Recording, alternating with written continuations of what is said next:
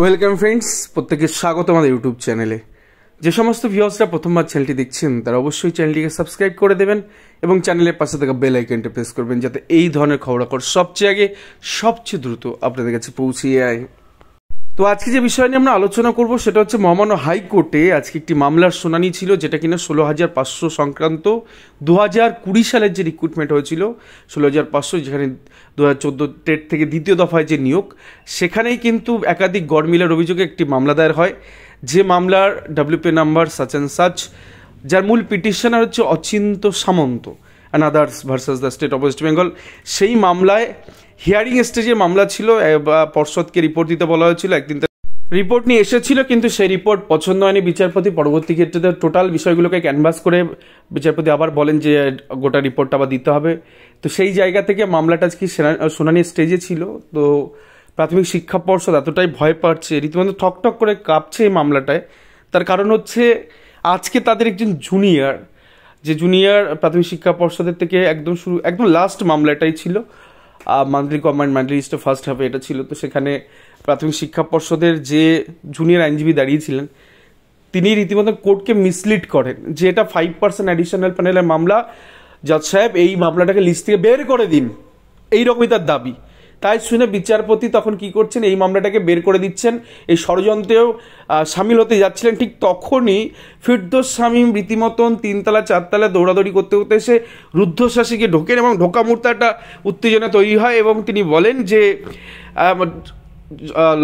Lordship এখানে কোনোভাবে এটা 5% রিলেটেড মামলা নয়, এই মামলা সেই মামলা যেখানে গিয়ে প্যানেল হ্যাক হয়ে গেছে, প্রাথমিক শিক্ষা পর্ষদ কেস করেছে, দেন তারপরে গিয়ে অনেক কষ্টের পরে একটা ব্রেকআপ তালিকা বেরিয়েছে এবং ব্রেকআপ তালিকাতে নাম নেই, অথচ ডিপিএসসি তালিকায় নাম পেয়ে অনেকে চাকরি করছেন, অনেকে ডিপিএসসি তালিকায় নাম নেই তারাও চাকরি করছেন, অনেকে দেখা যাচ্ছে রেকমেন্ডেশনহীনভাবে তারাও চাকরি করছেন, মাধ্যমিকে 5 ম্যাক্সিমাম 6 পেয়ে চাকরি করছে, উচ্চ মাধ্যমিকে 10 ম্যাক্সিমাম দেখেন 11 পেয়ে চাকরি করছে, ট্রেনিং কোয়ালিফিকেশন ম্যাক্সিমাম 15 সেখানে কেউ 17 পেয়ে চাকরি করছে, এবং এন্টায়ার 16,500 প্যানেলে ফার্স্ট র্যাঙ্ক হোল্ডার এই কাজটা করে বসে মনোজ কুমার প্রামাণিক।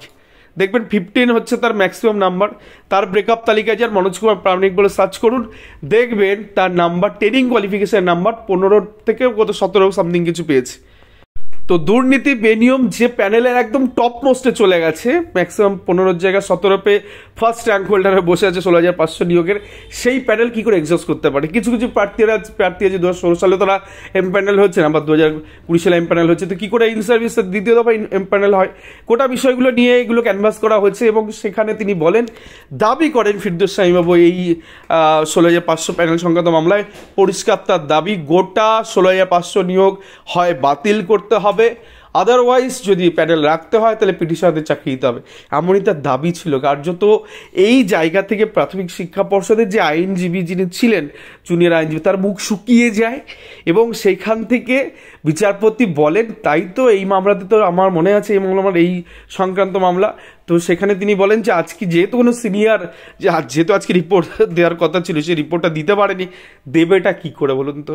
দিতে পারছে এই ধরনের কি কি অসঙ্গতি, তাদের ডকুমেন্ট কথা বলবে, ডকুমেন্ট দিয়ে মামলা করা হয়েছে, তো এর ক্লারিফিকেশন তারা কি দেবে? বলবে যে আমরা এই তালিকায় নাম নেই, ওই তালিকায় অমুক কারণে চাকরি পেয়েছি। যাই হোক, তো এরকমই দাবি আছে মহামান্য হাইকোর্টে করা। আপনারা লাইভ স্ট্রিম দেখলেও দেখতে পারেন, পুরোটা দেখবেন। ফার্স্ট হাফে একদম ফার্স্ট হাফের লাস্ট অংশে এই ঘটনাগুলো ঘটেছে। তো সেখানে দাঁড়িয়ে অ্যাডভোকেট ফিরদৌস শামীম বাবুর গোটা প্যানেল বাতিলের দাবি করেছে, অথবা পিটিশনারদের চাকরির দাবি তিনি করেছেন যে এইরকম দুর্নীতি হলে কি করে একটা প্যানেল এক্সিস্ট করতে পারে, এবং যদি প্যানেল বাতিল না হয়, স্যাটিসফাইড না হয়, তাহলে আমার পিটিশনারদের চাকরির তিনি দাবি জানিয়েছেন। এবং সেখান থেকে প্রাথমিক শিক্ষা পর্ষদ যেহেতু সিনিয়র কোনো অ্যাডভোকেট আজকে দাঁড়াননি, তো মামলাটাকে নট টুডে করেছেন, অর্থাৎ পরবর্তী দিনে হয়তো সোমবার এই মামলা আবার ধরতে পারেন বিচারপতি। সেক্ষেত্রে মামলা গোটা শুনানি প্রক্রিয়া হবে এবং এক্সটেন্ড টু টাইম চেয়েছে রিপোর্টটা ফাইল করার জন্য। অ্যাকচুয়ালি রিপোর্ট ফাইল করার জায়গা নেই, কী দেবে রিপোর্টে? তো সেই জায়গা থেকে এই মামলা কোন দিকে করা সেদিকে আমাদের নজর থাকবে। বাট আজকে 16,500 প্যানেল বাতিলের দাবি কিন্তু নতুনভাবে আবার উঠলো। তো দেখা যাক কি হয়। এই ছিল আজকে গুরুত্বপূর্ণ আপডেট। ভালো থাকবেন, সুস্থ থাকবেন, অবশ্যই চ্যানেলকে একটু সাবস্ক্রাইব করে দিন, লাইক শেয়ার কমেন্ট করে চ্যানেলের সঙ্গে ধন্যবাদ।